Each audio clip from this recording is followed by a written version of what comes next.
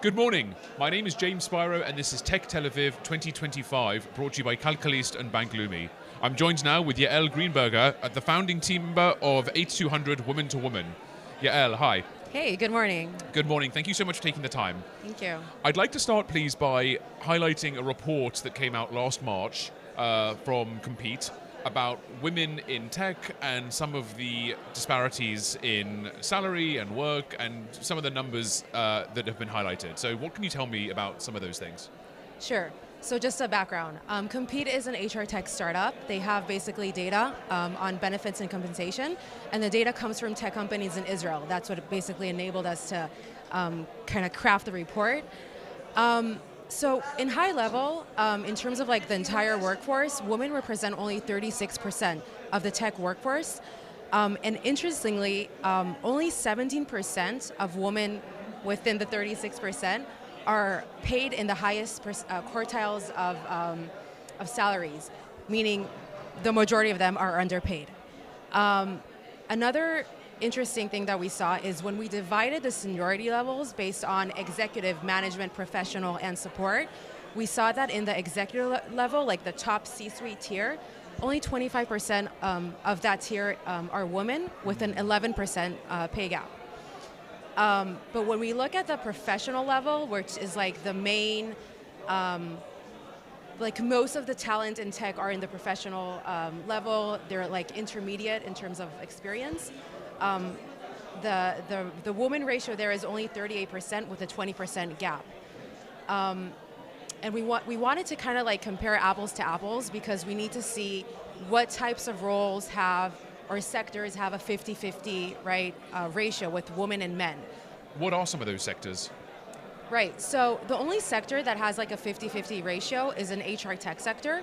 And when we crunched the numbers, we saw that men are twice as likely to be promoted to management as women, because for every male manager, there are only 2 individual contributors beneath him, as opposed to women who have for every woman manager 5 individual contributors underneath.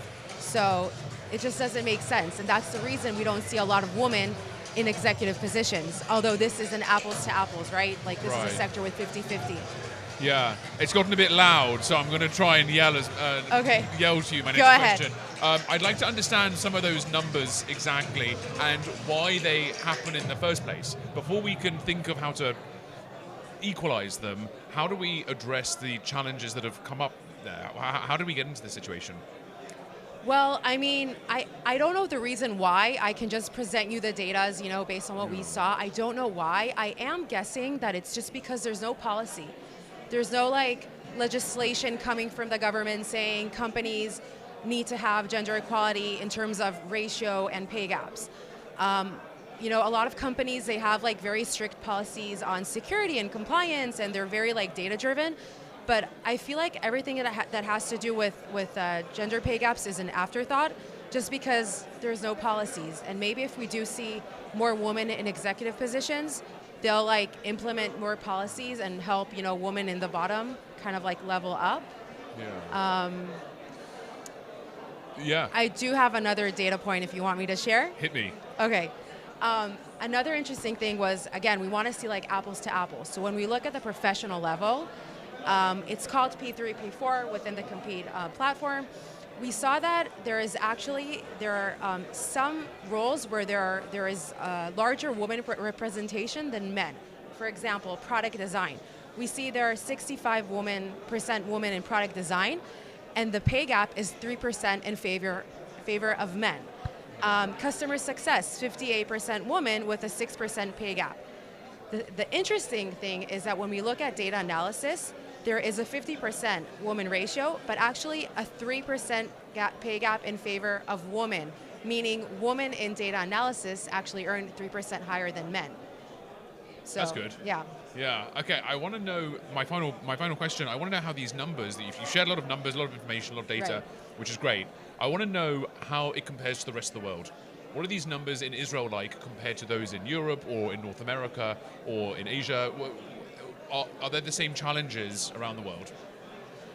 I'm not sure what are the numbers and how to compare it to the rest of the world. We didn't measure it. We just did a gender pay gap report for the Israeli tech. I do know that, like in New York, they have a gender transparency law where when they post a new job, like a new offer, they have to present the pay bands. So it wouldn't be something, it will be like more transparent. Like as a candidate, you know how much you're supposed to ask. So it won't be like a bias. A benchmark. Yeah. Yeah. You have to expose it in advance. Right. Okay. I always find that so funny in Israel when they're like, "How much do you want?" And it's like, I don't know. Yeah. Yeah. It's cool. And so it's an important way of getting men and women equal opportunity, but also equal like reference point as well, because kind of treat everyone. Yeah. Given that it's transparent, right? In Israel, there's no law. Yeah. There is one law in Israel that is relevant only to companies who have over 518.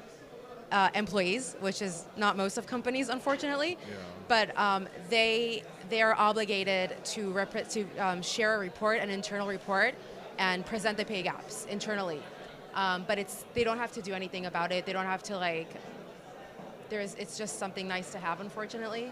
Right. So we have work to do. Yeah, plenty of work to do.